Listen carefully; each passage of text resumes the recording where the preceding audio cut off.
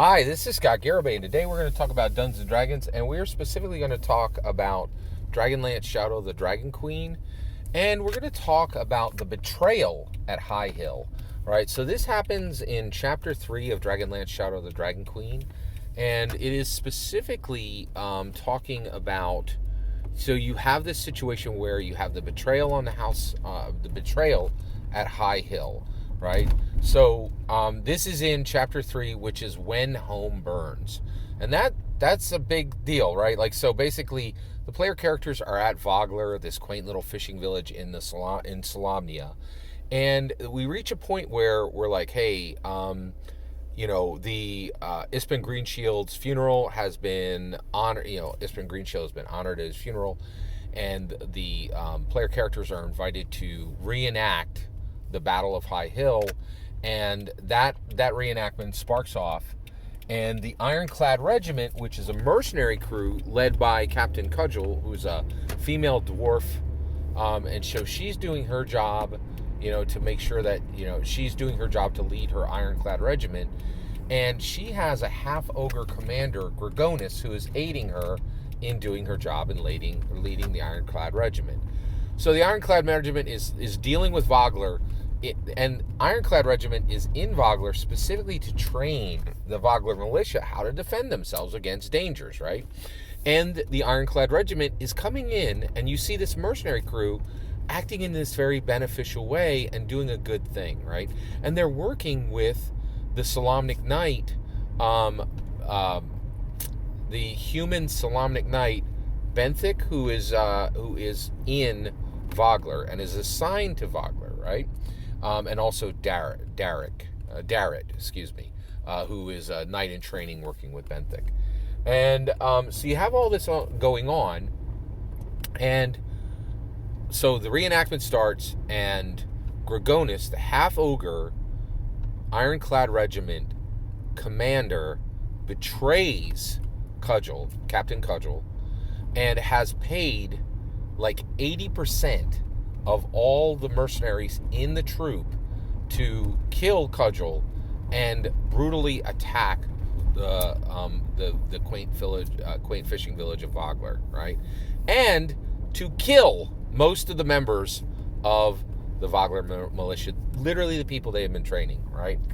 So there's a lot here, right? So one, I was shocked when F. Wesley Schneider brought in a mercenary group as this beneficial organization, right? And I thought it was a really refreshing take, right? I was 100% wrong, right? He's like, no, of course, I'm like every other human on the planet. Mercenaries are murderous bandits. Like, they can't be trusted, right? Like, and so, like, it's not a, like, and there is an open discussion now, right? Because, like, there are mercenaries in Ukraine right now. And I was really shocked. I went over to Lindy Bage's channel. He's kind of adjacent to Tabletop. He's adjacent to Dungeons & Dragons commentary. He talks about Dungeons & Dragons every now and then. He also talks about European history, and he talks about military history, right? And he knows a lot. And he had this guy on there who was literally joined the International Legion, right? And went into serve as a mercenary in Ukraine. And he said flat out on the Lindy Bates show that, like, when you bring in a mercenary troop, you don't know what's in there, right? You're going to have a hero, or you're going to have somebody who's going on the rob. This is a person who literally comes in and is there to rob, like, gold rings off of corpses. Like, that's pretty repugnant, right? Like, that's some repugnant behavior there, right? Or you have Russian spies who are infiltrating, the Ukrainian army through mercenary troop, right?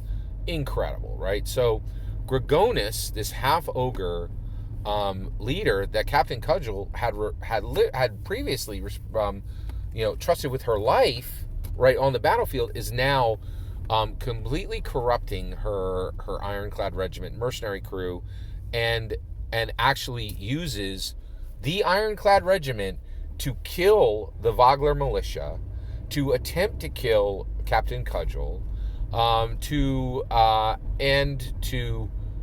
set the staging, right? The staging platform for Tiamat's Red Dragon Army.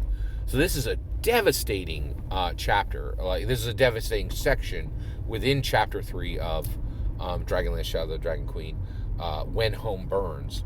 And this, and the player characters know Captain Cudgel at this point, right?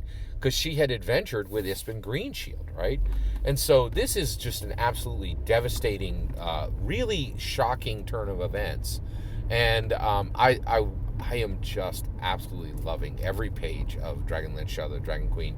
As I read it again, right, realizing that I missed a lot because there was so much trauma going on, the first time I read it, because like everybody's like, oh, is Dungeons and Dragons allowed to exist anymore? I don't know, right? So I'm getting a lot more through this reread, and I really appreciate you letting me share it and just celebrate, every D&D canon hardback, because one D&D canon hardback, you could take every book that was ever printed under OSE, DCC,